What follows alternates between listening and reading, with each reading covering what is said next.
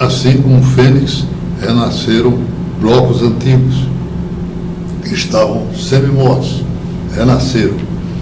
E coisas curiosas. Eu tive experiência de ver em bailes de máscaras nobres, importantes. Há uma profissional fazendo em Natal máscaras semelhanças das melhores de Veneza. Isso significa dizer que vai do mais humilde participante dos blocos de rua, dos clubes que participam, à elite financeira ou de outros níveis de elite. Enfim, a participação global é uma das metas que se procurou atingir e se atingiu. É verdade? É verdade. Os aderecistas das escolas de samba de Natal são de alto nível, alto padrão. E o carnaval cresceu tanto que artistas plásticos e tal, eles passaram a fazer máscaras e exposições pré-carnavalescas para poder vender. A demanda é tão grande que já está possibilitando esse tipo de coisa, exposição em área nobre, em salão de artes, etc.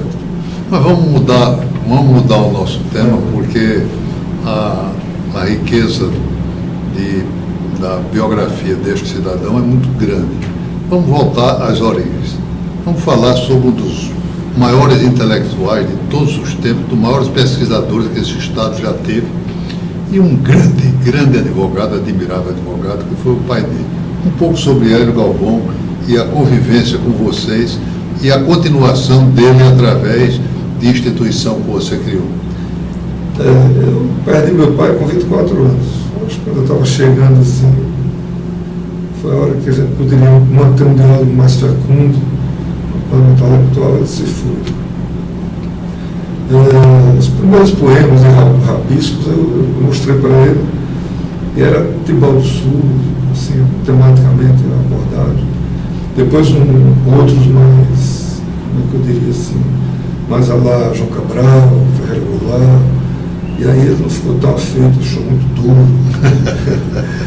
Mas assim, a relação, meu pai teve 11 filhos, então tem uma vida, veio de uma família humilde, porém de mesa farta, mas com muita luta, formou-se aos 35 anos e tal.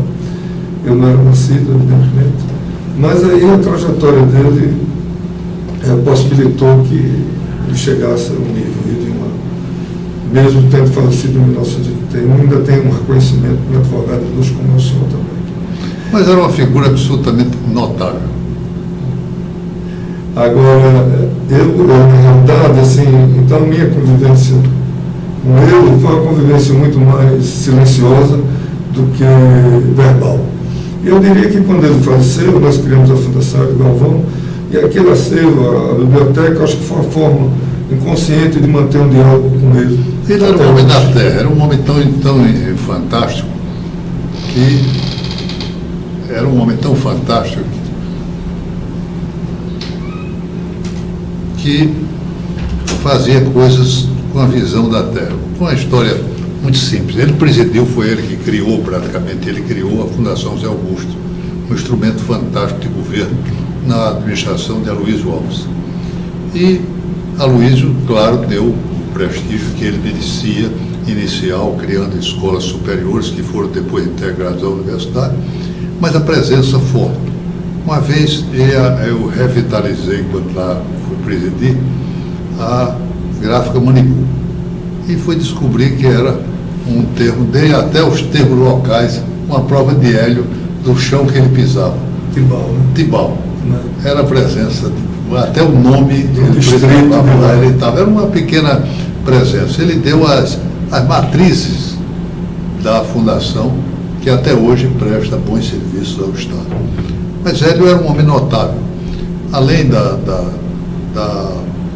visão sociológica que ele tinha do trabalho bonito, ele tem uma pesquisa fundamental e que um dia vai ser a base para que seja reconhecida como patrimônio da Unesco, patrimônio da humanidade pela Unesco, que é a Fortaleza dos Reis Magos. inclusive o próprio nome Fortaleza que ele restaurou, porque se dizia muito Praia do Forte e Forte. E Hélio deu esta visão extraordinária, além de ser um advogado absolutamente fantástico. Eu tive o privilégio de trabalhar como advogado da parte contrária e trabalhar junto com ele em partes semelhantes, paralelo a ele, no processo do BDRM. E cada dia aumentou, até hoje, a minha admiração pela figura humana. E Dácio continuou esse trabalho bonito, inclusive criou com a família uma fundação. É verdade. Que é a Fundação Hélio Galvão, e que preserva o acervo dele, mantém a duras penas, porque não há subvenção, essa coisa, um trabalho mesmo de doação, e quem lá vai também não é cobrado, a não ser um ativismo na área de cultura, e a gente mantém mesmo, com nossos recursos privados, a Fundação até hoje. Se associa a uma situação ou outra, mas não necessariamente com subvenção financeira, mas com projetos culturais. E aí a gente vai levando, é um desejo dele que a biblioteca ficasse preservada, e a gente ficou oscilando entre doar e aí construímos esse sonho aí que é a fundação, eu diria.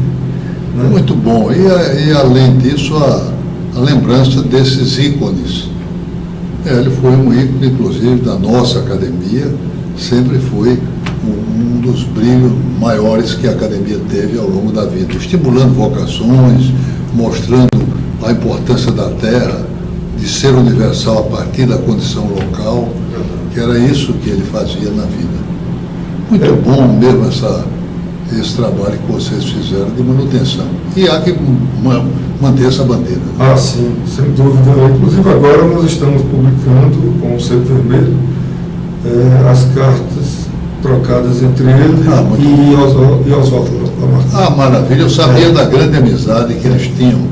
Eles têm amizade e admiração recíproca. Muito, muito grande. São cartas, bilhetes, coisas assim, que eles trocavam, e a minha mãe interessou, viu o material, e aí coisa boa, rapaz, eu vou gostar. Tem várias coisas, tem a colaboração dele na revista brasileira de sociologia, dá um outro livro, uma série de situações. O problema também é que eu tenho me dedicado mais à área pública, e aí isso tem diminuído o ritmo lá, mas não quer dizer que não vá ser retomado, como já foi no passado. Muito bom mesmo. Agora, vamos para um outro campinho. A capitania já há bastante tempo e foi ampliando as suas atividades até se tornar um portento do dia de hoje, com prêmio literário, com a vocação para melhorar as coisas da cidade, em tudo aquilo que pode participar. Voltando ao tema, do mais popular ao mais erudito.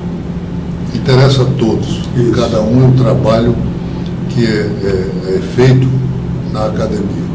Mas fique conosco, um breve intervalo e nós voltamos já com a capitania para vocês.